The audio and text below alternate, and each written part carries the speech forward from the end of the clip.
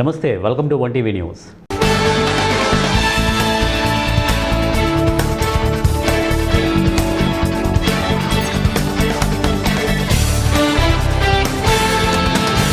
జగిత్యాల పట్టణంలోని బీఆర్ఎస్ జిల్లా కార్యాలయంలో దావా వసంత విలేకరుల సమావేశం ఏర్పాటు చేస్తారు. రాష్ట్ర వ్యాప్తంగా 99 రోజుల ప్రణాళిక పేరుతో కాంగ్రెస్ ప్రభుత్వం ప్రజలను మరొకసారి మభ్యపెడుతోంది. రేవంత్ ప్రభుత్వం చేసిన మోసాల నుండి, కాలయాపన నుండి మరోసారి ప్రజల దృష్టి మళ్లించాలనే ఉద్దేశంతో 99 ఆఫర్ పెట్టారు. తెలంగాణ రాష్ట్ర పాలన అంతా ఆంధ్రప్రదేశ్ ముఖ్యమంత్రి చంద్రబాబు పడగనీడలో, కాంగ్రెస్ ముసుగులో టీడీపీ పాలన కొనసాగుతోంది. 99 పథకమా లేదా ప్రణాళికనా? ఎన్ని రోజులు ఇలా ప్రజలను మోసం చేస్తూ పాలన కొనసాగిస్తారని వారన్నారు. తెలంగాణ రాష్ట్రంలో చూసుకున్నా కూడా, అదేవిధంగా జగిత్యాల జిల్లా నియోజకవర్గంలో చూసుకున్న ఇదొక 99 అనే ప్రగతి ప్రణాళిక అని ఒక పేరు పెట్టుకొని మళ్ళా ప్రజల్లోకి ఇలా కాంగ్రెస్ ప్రభుత్వం మళ్ళీ ఒక పెద్ద మోసం, ఒక ఘోరమైన మోసం చేయడానికి మళ్ళీ ఇలా ప్రజల్లోకి 99 అనే పేరు పెట్టుకొని వస్తుంది. అసలు ఈ 99 అనే పేరు అసలు ఇది ప్రణాళికనా, లేకపోతే ఒక లక్కీ లాటరీ లాగా ఆ విధానమా? అసలు ఏం చేసిర్రని చెప్పేసి ఈ 99 అనే పేరు మళ్ళీ పెట్టుకొని ప్రజలను మరొక్కసారి మోసం చేయడానికి, కాలయాపన చేయడానికి ఈ సంవత్సరం అంతా కూడా, ఇప్పుడు మళ్ళీ 19th వస్తే కొత్త సంవత్సరం స్టార్ట్ అవుతుంది, మన తెలుగు ఉగాది సంవత్సరం.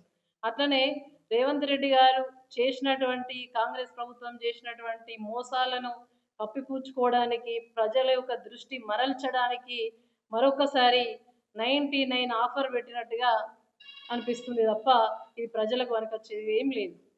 ఇలా తెలంగాణ రాష్ట్రం మొత్తం కూడా ఆంధ్ర పాలకుల చేతిలో, ఆంధ్ర పాలకుల యొక్క పడగ నీడలో, బాబు గారి పడగ నీడలో ఇలా మరి కాంగ్రెస్ ముసుగులో టీడీపీ పాలన ఇలా తెలంగాణ రాష్ట్రంలో మొత్తం నడుస్తూ ఉంది.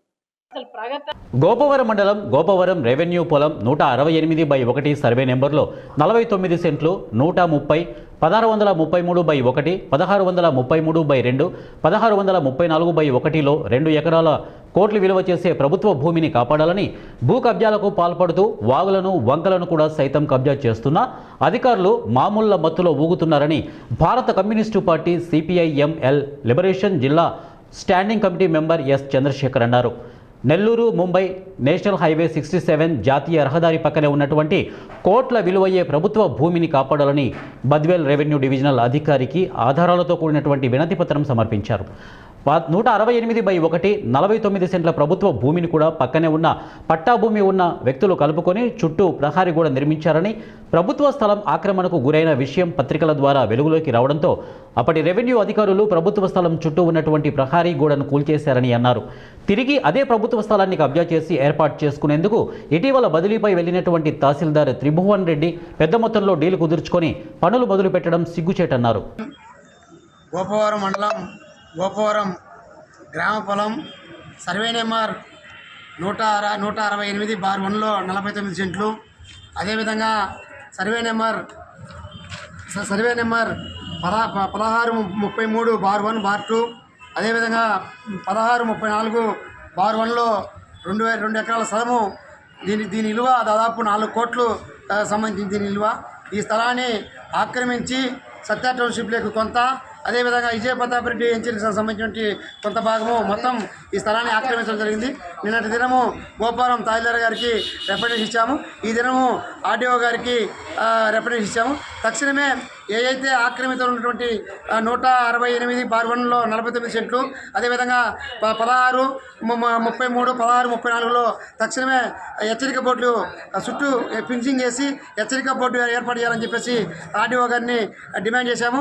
ఆ మేరకు ఆర్డీఓ గారు తక్షణమే పరిశీలించి ఆ స్థలాన్ని ఇలిమినెంట్ స్థలం కాబట్టి ఆ స్థలాన్ని ప్రభుత్వ అవసరాలకు పెట్టాలని చెప్పేసి చెప్తున్నాము. ఏదైతే కోర్టులు చేసినటువంటి స్థలాలను ఎక్కడ పడితే అక్కడ కూటమి ప్రభుత్వం అధికారులకు వచ్చినటువంటి ఎక్కడ పడితే అక్కడ కబ్జాలకు గురవుతున్నాయి. పేదవాడు 2 సెంట్లు జాగా వేసుకు. కర్నూలు జిల్లా మద్దికేర మండలం పెరవలి గ్రామంలో శ్రీ రంగనాథ స్వామి వారు 8వ రోజున హంస వాహనంపై పురవీధుల గుండా పయనిస్తున్నారు. హంస జ్ఞానానికి ప్రతీక. హంసకు ప్రత్యేకత ఏంటంటే పాలను, నీళ్లను వేరు చేయగలిగే గుణం హంసకు ఉంది. అందుకే శ్రీరంగనాథ స్వామి వారు అధిరోహించినటువంటి జ్ఞానాన్ని అజ్ఞానాన్ని విడదీసి మనిషి యొక్క ప్రవర్తనను ధర్మ మార్గంలో నడిపించుటకై శ్రీరంగనాథ స్వామి వారు హంసవాహనంపై పయనిస్తున్నారు. ఈ కార్యక్రమంలో మార్కాపురం శ్రీనివాసాచార్యులు, ప్రధాన అర్చకుడు కోమండూరి రంగనాథాచార్యులు, అర్చకులు, దేవాలయ సిబ్బంది, రఘు, అలాగే దేవస్థానం చైర్మన్ పారా రవి, పాలక మండలి సభ్యులు, గ్రామ ప్రజలు, భక్తాదులు పాల్గొన్నారు. బ్రహ్మోత్సవాలలో ఈరోజు చివరి రోజు అనగా కడపటి రోజు. రేపటి కార్యక్రమం వేడుక కార్యక్రమం ఈ రోజుతో బ్రహ్మోత్సవాలు ముగుస్తాయి. ఈ ఉత్సవానంతరం తిరిగి దేవాలయానికి వెళ్ళిన తర్వాత స్వామివారి సమక్షంలో గరుడి ద్వారా దేవతా ఉద్వాసన కార్యక్రమం, అంటే 33 కోట్ల దేవతల మందికి కూడా వీడ్కోలు కార్యక్రమం జరుగుతుంది. తదుపరి స్వామివారి కట్టినటువంటి కంకణాలన్నీ కూడా విసర్జింపబడతాయి. తదుపరి మూకబలి అనేటువంటి కార్యక్రమంతో ఈరోజు కార్యక్రమాలు ముగుస్తాయి. దాంతో బ్రహ్మోత్సవాలు, నవాన్నిక బ్రహ్మోత్సవాలు 9 రోజుల పాటు జరిగిన బ్రహ్మోత్సవాలు ఈ రోజుతో ముగుస్తాయి. రేపటిది వేడుక కార్యక్రమం పాంపు సేవ. మరి ఈరోజు చివరి రోజున స్వామివారు హంసవాహనారూఢుడై మన పెరవలి పురవీధుల్లో కర్నూలు జిల్లా మద్దికెర మండలం పెరవలి గ్రామంలో స్వయంభూగా సాలగ్రామ రూపంలో వెలసిన శ్రీ రాజ్యలక్ష్మి భూదేవి సమేత రంగనాథస్వామి వారి వార్షిక నవాన్నిక బ్రహ్మోత్సవాలలో భాగంగా ఈరోజు 9వ రోజు సాయంకాలం స్వామివారు హంసవాహనారూఢుడై పెరవలి పురవీధులలో విహరించడానికి బయలుదేరి వస్తూ ఉన్నాడు. స్వామివారు హంసవాహనాన్ని అధిరోహించడానికి ఒక ప్రధాన కారణం హంస సాధుజీవి, అంతేకాకుండా స్వచ్ఛమైనటువంటి జీవనానికి అలవాటు పడినటువంటిది హంస. అందుకే యోగుల్లో గొప్పవారిని పరమహంసలుగా మనం చెప్పడం పరిపాటి. కాబట్టి అలాంటి హంసవాహనారూఢుడై ఈరోజు స్వామివారు ఈ యొక్క పెరవలి పురవీధుల్లో విహరిస్తూ ఉన్నాడు. హంసకున్నటువంటి గొప్ప గుణం ఏమిటంటే హంస నీటిని పాలను వేరు చేసేటువంటి స్వచ్ఛమైన గుణాన్ని కలిగి ఉంటుంది. భూలోకంలో ఎక్కడ కూడా మనకు హంస కనిపించదు. మానస సరోవరం లాంటి స్వచ్ఛమైన నీటిలో మాత్రమే హంసలు విహరిస్తాయని ప్రతీతి.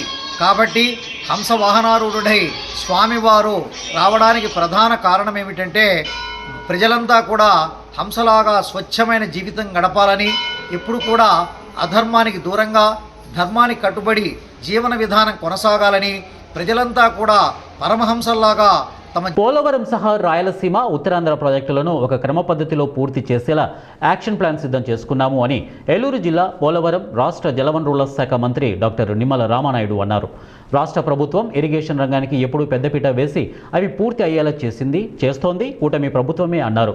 ప్రాజెక్టుల నిర్మాణాలు, నాణ్యత విషయంలో ఎక్కడా రాజీపడే ప్రసక్తే ఉండకూడదని ముఖ్యమంత్రి నారా చంద్రబాబు నాయుడు సూచించారని అన్నారు. గత ప్రభుత్వంలో కీలకమైన డయాఫ్రమ్ వాల్ ధ్వంసం అయింది.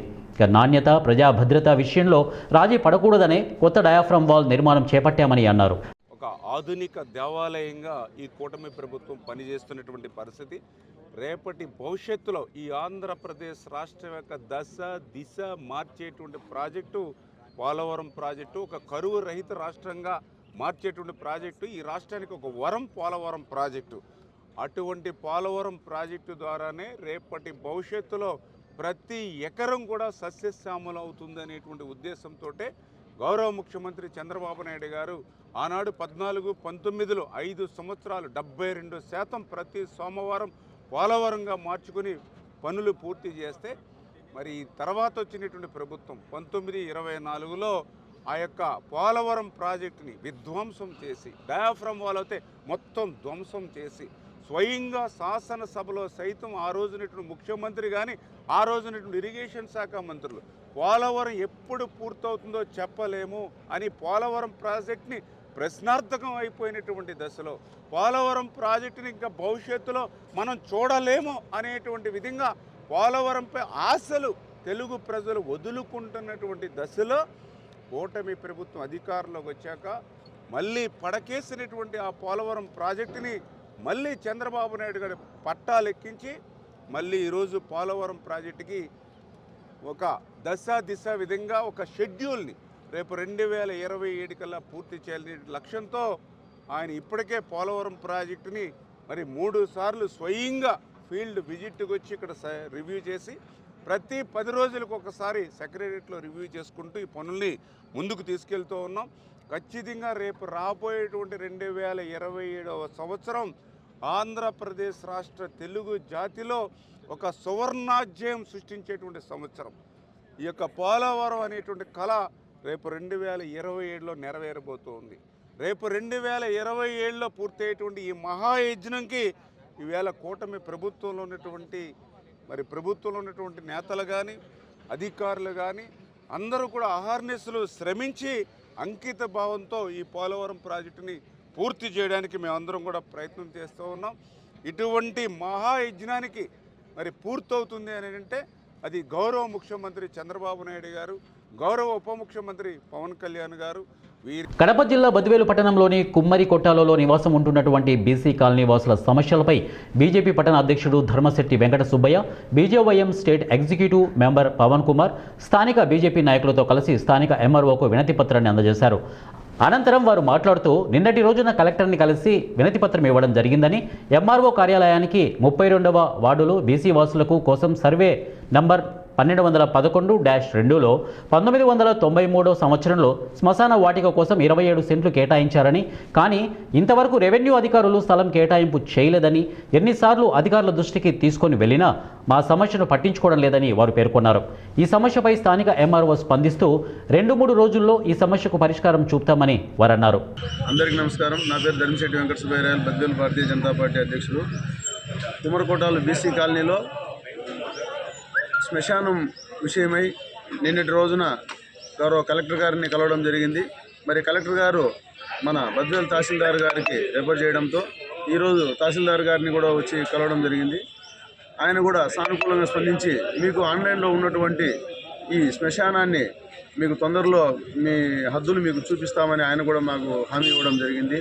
చాలా సంతోషిస్తున్నాం. భారతీయ జనతా పార్టీ ద్వారా మరి ఎన్నో ఏళ్ల నుంచి శ్మశానం దిక్కు లేకుండా ఉన్నటువంటి బీసీ కాలనీలో మరి ఈ టైంలో మేము వచ్చి తహసీల్దార్ని కలవడంతో ఆయన మాకు ఈ హామీ ఇవ్వడం చాలా సంతోషకరంగా ఉంది. ఇటువంటి కార్యక్రమాల్లో బద్వేలు భారతీయ జనతా పార్టీ ముందుండి మేము అన్నీ ఇటువంటి పేదలకు ఏదైనా సహాయం చేస్తామని ఆశిస్తున్నాం. పవన్ కుమార్, నేను బీజేపీ రాష్ట్ర కార్యవర్గ సభ్యుని. నిన్న జరిగినటువంటి బీసీ కాలనీలో శ్మశాన వాటికకు సంబంధించి కలెక్టర్ గారికి నివేదిక ఇవ్వడం జరిగింది. దానిలో భాగంగా కలెక్టర్ గారు మన ఎంఆర్ఓ గారికి రెఫర్ చేయడం జరిగింది. అక్కడ ఖచ్చితంగా శ్మశాన వాటికలకు హద్దులు చూపిస్తామని చెప్పేసి మన ఎంఆర్ఓ గారు కూడా ఇప్పుడు మాకు హామీ ఇవ్వడం జరిగింది. దీన్ని బట్టి అవసరమైతే మళ్ళీ కలెక్టర్ గారిని కానీ ఆర్డీఓ గారిని కలిసి ఈ సమస్య జరిగినంత వరకు Bharatiya Janata party town committee తరఫున మేము పోరాడతామని చెప్పేసి అందరికీ తెలియజేస్తున్నాము. అలాగే దీనికి సంబంధించిన ఇబ్బంది పడిన అందరూ ఇక్కడికి రావడం జరిగింది. వాళ్ళని తీసుకొని ఎంఆర్ఓ గారిని కలిసడం జరిగింది. ఆయన కూడా మనకు హామీ ఇచ్చారు. ఖచ్చితంగా 2-3 రోజుల లోపల ఈ పరిష్కారం చేస్తామని చెప్పి ఆయన హామీ ఇవ్వడం జరిగింది. అలాగే ఇబ్బంది పడుతున్న ఏ సమస్యల మీదైనా కానీ భారతీయ జనతా పార్టీకి దృష్టికి వస్తే ఖచ్చితంగా ఆ సమస్యను తీర్చినంత వరకు మేము ఎంత దూరమైనా పోతామని చెప్పేసి Bharatiya Janata party town committee తరఫున అందరికీ తెలియజేస్తున్నాము. నమస్కారం. జయశంకర్ భూపాలపల్లి జిల్లాలో ఇటీవల మహాముత్తారం మండలం మాదారం గ్రామ శివారులో గల రోటిపాదల పెదవాగులో శ్రీ జగన్మోహిని కేశవస్వామి అరుదైన చారిత్రక విగ్రహం లభించడం స్థానికంగా విశేష ఆసక్తిని రేకెత్తిస్తోంది. దొరికిన శ్రీ జగన్మోహిని కేశవస్వామి విగ్రహాన్ని కాటార మండలం చింతకాని గ్రామ పంచాయతీకి చెందిన జగ్గయ్యపల్లి గ్రామంలో శ్రీ ఆంజనేయ స్వామి దేవాలయ ప్రాంగణంలో ప్రతిష్ఠించి భక్తులకు దర్శనార్థం ఉంచారు. దశాబ్దాలు చరిత్ర కలిగినటువంటి ఈ విగ్రహం ఈ ప్రాంతంలో దొరకడం జయశంకర్ భూపాలపల్లి జిల్లా అదృష్టంగా భావిస్తున్నామని స్థానికులు తెలిపారు. నా పేరు వెంకటరెడ్డి. మాది ఊరు జగ్గయ్యపల్లె, చింతకాని గ్రామం, జగ్గయ్యపల్లె విలేజ్. ఇది గత 3 సంవత్సరాల క్రితం అది మార్వాడిలో కనబడ్డ విగ్రహం. 3 సంవత్సరాల నుండి ఎవరు బయటికి తీయలేకపోవడంతో అది అక్కడే నీళ్ళలో కనపడింది. కొంచెం కొంచెం కనబడుతూ ఉండటంతో అది అధికారుల సమక్షంతో వాళ్ళందరి సహకారంతో జగ్గయ్యపల్లె గ్రామస్తులు సహకారంతో అక్కడికి వెళ్ళి జేసీపీ సహాయంతో దానిని బయటికి తీయడం జరిగింది. బయటికి తీసినాక అది ఆదివారం రోజు తీస్తే మళ్ళీ ఆదివారం దాకా, అంటే వారం రోజులుగా ఎండలో ఉండడం వల్ల స్వామివారు కలరు మారుతున్నారని చెప్పి కొందరు భక్తులు చెప్పడంతో ఇక్కడ బాలేదు, చాలా దూరం, మార్వాడి అంటే కనీసం ఇక్కడ నుండి 5 కిలోమీటర్ల దూరం ఉంటుంది జగ్గయ్యపల్లె నుండి. అది మార్వాడి అంటే మాదారం శివార్లోకి వస్తుంది, కానీ వారు ఎవరు ప్రోత్సాహం చూపబెట్టడంతో మా జగ్గేపల్లి గ్రామస్తులందరం కలిసి అందరి సహకారంతో అక్కడికి వెళ్ళి ఈ విగ్రహాన్ని ఎలానైనా దీనికి నీడ కల్పించాలి. ఇది ఆల్రెడీ శిథిలావస్థలో ఉన్నప్పటికీ దీనికి నీడ కల్పించి ఇలాంటి విగ్రహాలు ఎక్కడ చాలా అరుదుగా ఉంటాయని చాలామంది చెప్పడంతో అసలు దీని చరిత్ర ఏంది అని తెలుసుకోవడంతో ఇది 11వ శతాబ్దం నాటి జగన్మోహిని కేశవ స్వామి విగ్రహంగా మాకు తెలిసింది.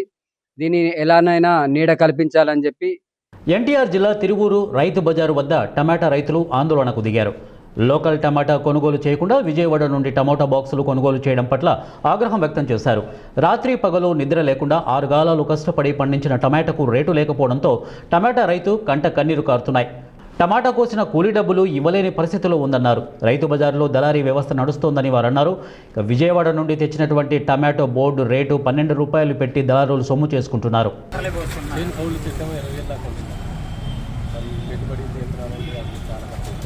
టమాటా ఎంత పోసుకుంటున్నారు రైతు బజార్లో?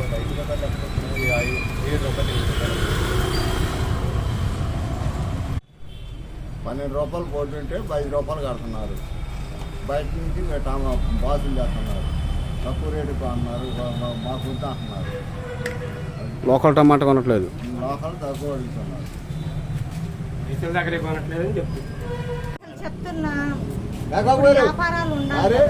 అంటే మన అవి మాత్రం లేపాటాయి. బోర్డు మీద 4 రూపాయల మీద తక్కువ పోసుకో, లేకపోతే వెళ్ళిపోతా. 5 రూపాయలు బోటేస్తుందమ్మా.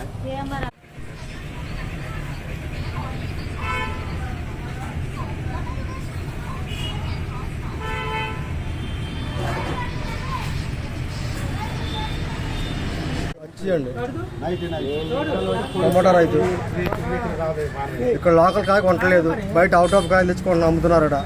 ఇక్కడ రైతు బజార్లో లోకల్ రైతుల కాయలు కొనట్లేదు, మరి దారుణం అడుగుతున్నారు. మీ దగ్గర ఎంత రేటు అడుగుతున్నారు? అసలు కొంటలా, అడగట్లా. మా ఎక్కడికి వస్తే దళారులు మాయ చేసి రేతి వాళ్ళ బాక్సులు దింపుకుంటున్నారు. మా రైతులు చూస్తే దింపుకోవట్లేదు. అక్కడ మార్కెట్ అంతే ఉంది, ఇక్కడ రైతు మార్కెట్ అంతే ఉంది. కోసి ఏం చేయాలి మేము? మరి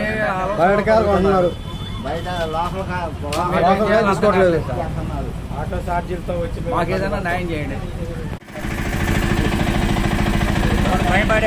ఇవ్వండి కాయలు చూడండి ఎక్కడ ఉన్నాయో. కాయలు ఆడ పెద్ద మార్కెట్కి పోతే ₹1.5 2 రూపాయలు అడుగుతున్నారు. 2 రూపాయలు కూడా వద్దన్నారు. సంచి ఉందా 50 రూపాయలు అన్నారు.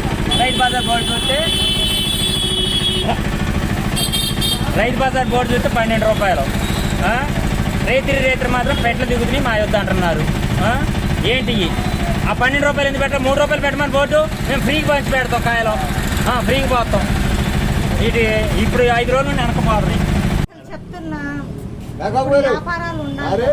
అంటే మన అవి మాత్రం లేపాటాయి. బోర్డు మీద 4 రూపాయల మీద తక్కువ పోసుకో, లేకపోతే వెళ్ళిపోతా. 5 రూపాయలు మాదిగ ఉద్యోగస్తులు తమకు తాము ఒక మీటింగ్ పెట్టుకుంటే కూడా ఓర్వకుండా వారిపై అనుచిత వ్యాఖ్యలు చేస్తున్న మందకృష్ణకు 17 ఏళ్లుగా గుర్తుకు రాని మాదిగ అమరవీరులు ప్రొఫెసర్ కాసిం మాట్లాడగానే గుర్తుకు వచ్చారా? ఎంఆర్పీఎస్ టీఎస్ రాష్ట్ర అధ్యక్షులు వంగపల్లి శ్రీనివాస్ మాదిగ హితవు పలికారు. నేడు విద్యానగర్లోని ఎంఆర్పీఎస్ రాష్ట్ర కార్యాలయంలో నిర్వహించినటువంటి విలేకరుల సమావేశంలో వంగపల్లి మాట్లాడుతూ ప్రొఫెసర్ కాసిం లాంటి విలువలు కలిగిన వారిని తన భజన పరులైనటువంటి చిల్లర బ్యాచ్తో విమర్శలు చేయించడం మందకృష్ణ కుటిల బుద్ధికి నిదర్శనమన్నారు. ఏనాడు అమరవీరుల పేరు ఎత్తని పాపానికి పోలేదు.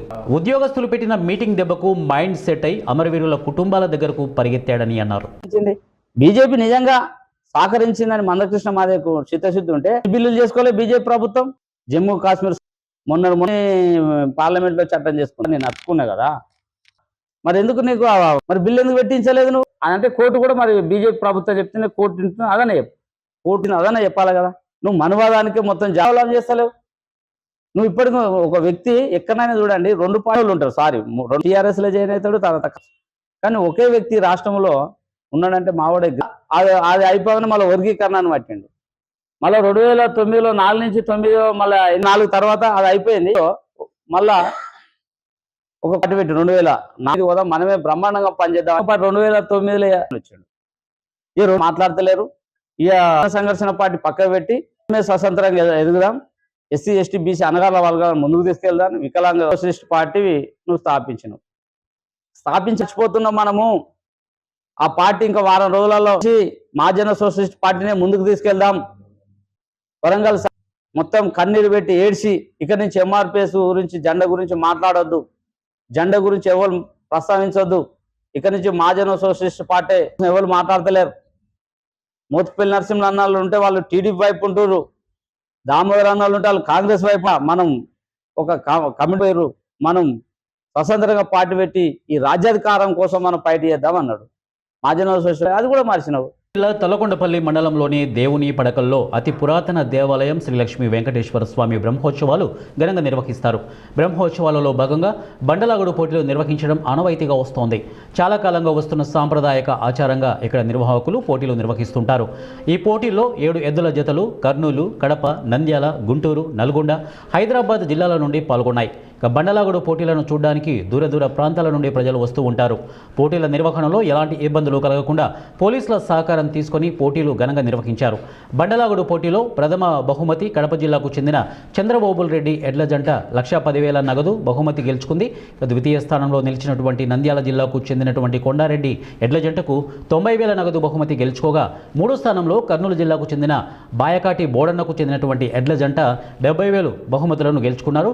దేవుడి పడకల గ్రామంలో స్థానిక నాయకులు, దాతల సహకారంతో ఈ బండలాగుడు పోటీలను అనేక సంవత్సరాలుగా ఆనవాయితీగా నిర్వహిస్తున్నట్లు నిర్వాహకులు తెలియజేస్తున్నారు.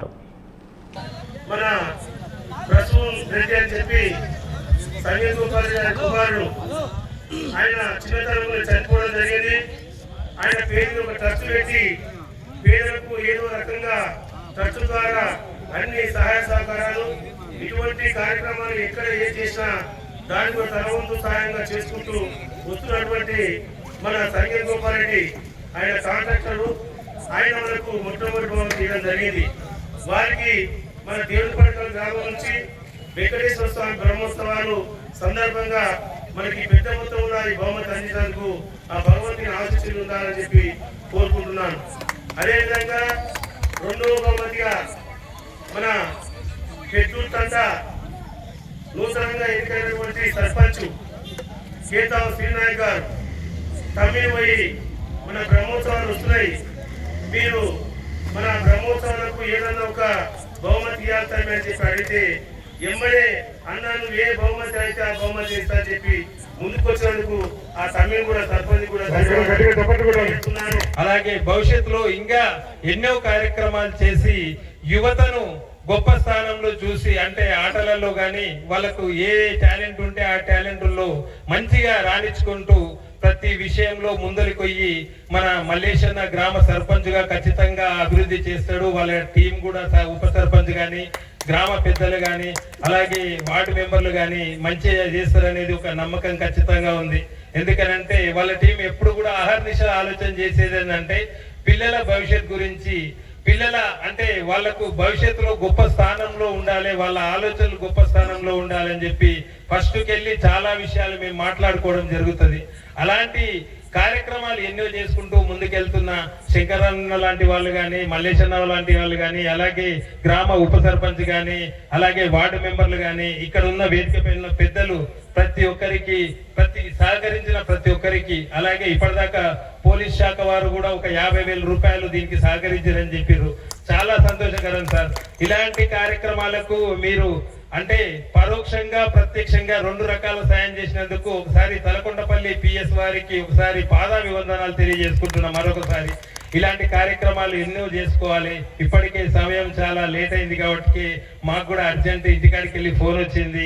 కల్పించినందుకు మన పడకల్ గ్రామ ప్రజలకు ప్రతి ఒక్కరికి పేరున ధన్యవాదాలు తెలియజేస్తూ, గ్రామ పంచాయతీ సభ్యులకు ప్రతి ఒక్కరికి పేరున ధన్యవాదాలు తెలియజేస్తూ, ఇక్కడ ఉన్న యువతకు కానీ ఓ వ్యక్తి పొలంలోకి ఎవరూ రాకుండా Z+ కేటగిరీ తరహాలో భద్రత కల్పించాడు. అంత విలువైన పంట ఏం సాగు చేస్తున్నాడో అని గ్రామస్తుల్లో ప్రశ్నార్థకంగా మారింది. అది ఆ నోటా ఈ నోటా పాకి పోలీసుల దృష్టికి వెళ్ళింది. పోలీసులు ఏం పండుతోందని వెళ్ళి పరిశీలించారు. అక్కడి పంటను చూసి వారు అవాక్కయ్యారు. ఆ రైతు తన పొలంలో నల్లమందు సాగు చేస్తున్నట్లు గుర్తించారు. ఛత్తీస్గఢ్ దుర్గా జిల్లాలో పోలీసులు నిర్వహించినటువంటి భారీ ఆపరేషన్లో 5 ఎకరాల్లో ఓ రైతు నల్లమందు సాగు చేస్తున్నట్లు గుర్తించారు. రైతు సాగు చేస్తున్న విలువ 8 కోట్లు విలువ చేస్తోందని పోలీసులు గుర్తించారు. ఈ నల్లమందు సాగును పోలీసులు సీజ్ చేశారు. తిరుపతి జిల్లా పాకాల మండలం పోలీస్ స్టేషన్లో పాకాల సిఐటి చిన్న గోవింద్ మీడియా సమావేశం నిర్వహించారు. ఈ సందర్భంగా పాకాల సిఐ మాట్లాడుతూ తిరుపతి జిల్లా ఎస్పీ ఎల్ సుబ్బరాయుడు ఉత్తర్వుల మేరకు చంద్రగిరి ఎస్డిపిఓ బేతపూడి ప్రసాద్ సూచనలతో Pakala police station inspector T చిన్న గోవింద్ ఆధ్వర్యంలో జిల్లాలో జరుగుతున్నటువంటి వ్యవసాయ బోరు మోటార్ కాపర్ కేబుల్ వైర్ల దొంగతనాలను అరికట్టేందుకు ప్రత్యేక చర్యలు చేపట్టడం జరిగిందన్నారు.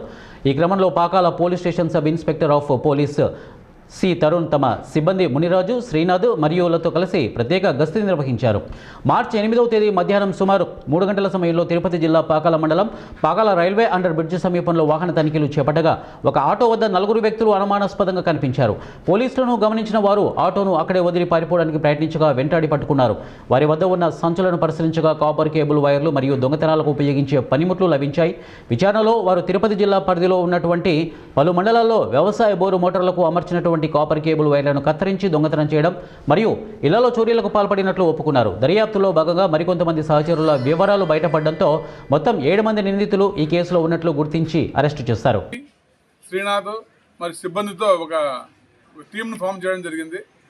ఆ టీం ఆధ్వర్యంలో మేము దీనిపైన ఎక్కువ ఎఫర్ట్స్ చేసి మాకు నిన్నటి దినము ఈ పాకాల రైల్వే అండర్ బ్రిడ్జ్ దగ్గర ఒక ఆటోలో 4 వ్యక్తులు ఉంటూ అక్కడ ఏదో రాగి వైర్లు పంచుకుంటున్నారు అనే సమాచారం మాకు రావడంతో మేము ఇమీడియట్గా సీన్కి రష్ చేయడం జరిగింది.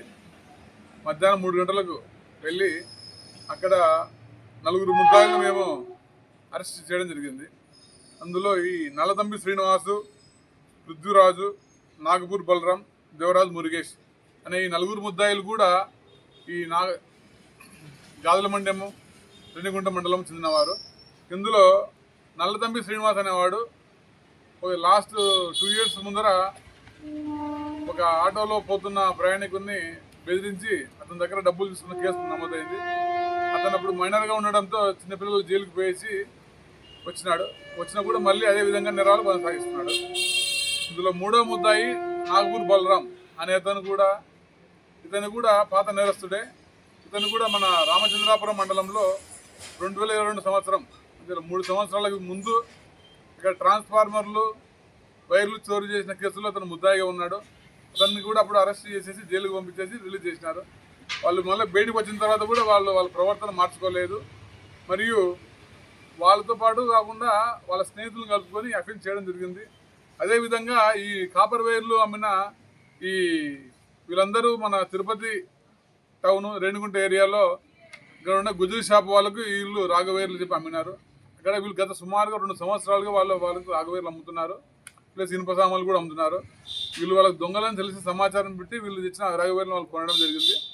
వాళ్ళని కూడా ముద్దాయి జరిగింది. వాళ్ళ పేరు ఈ గంగిశెట్టి, గడ్డం హరి, 3 దేవరాజ్ శర్మ, వాళ్ళ ముగ్గురు కూడా ముద్దాయి చేయడం జరిగింది.